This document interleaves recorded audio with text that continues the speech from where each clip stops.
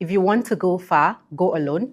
If you want to go fast, go together. And that means that you cannot succeed in isolation.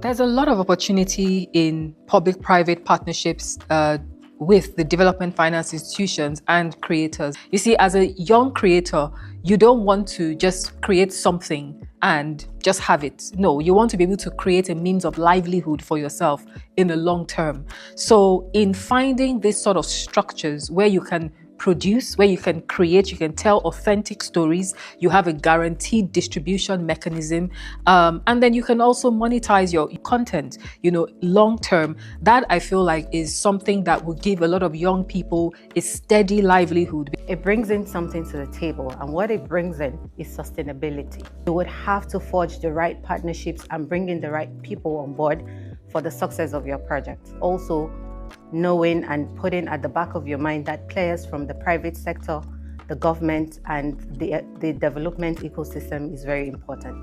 Public-private partnership is key. For a country like Nigeria, we deal with a lot of numbers, and no government has enough.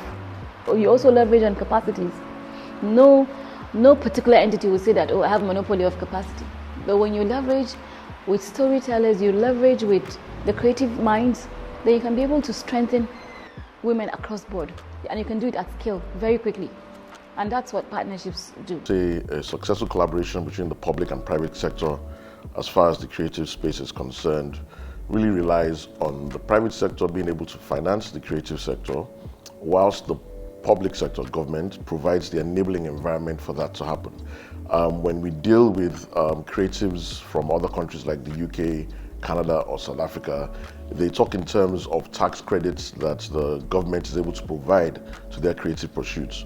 One of the things I'm most proud about in our interactions with the creative space, and I'm talking in terms of what we do in terms of Nigerian films, what we see happening with Nigerian music or even the arts, is that everything that's been achieved has been achieved outside of government intervention. Government still has a role to play in terms of, like I said, providing tax credits, ensuring security, health and education. Those sort of things are important for the enabling environment, and in everything else, the private sector with adequate funding can do to assist the creatives to achieve their goals.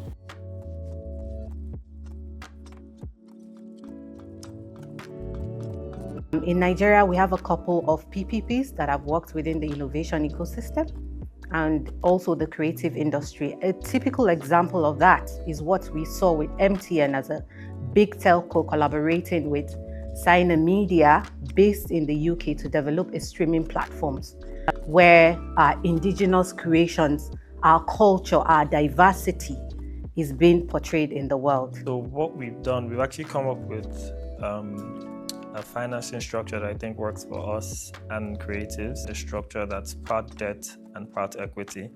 And we usually encourage creatives to take the debt towards the end, because obviously debt carries interest, and so you want to draw on that as late as possible. Over the years, we have had some of these partnerships. In fact, some of our specialized channels, like NTA Knowledge or even Education TV, came about as a result of some of these partnerships with development finance institutions. And now we're looking at a situation where we want to enable young creators to tell our stories.